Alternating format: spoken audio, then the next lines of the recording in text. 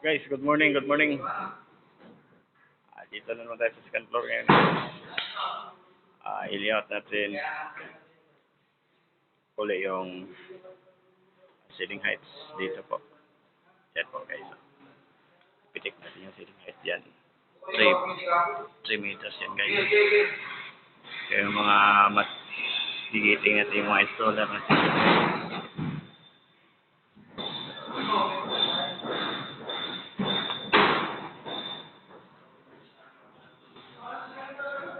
Gagamitin natin ulit guys ay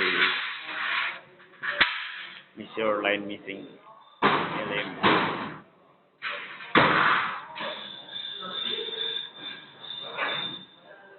So, naipitik na nila guys. Guys, so.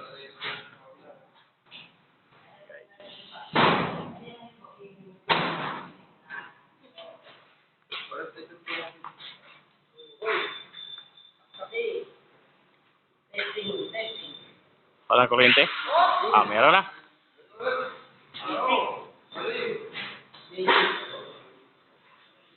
Okay guys, thank you. And good morning ulit.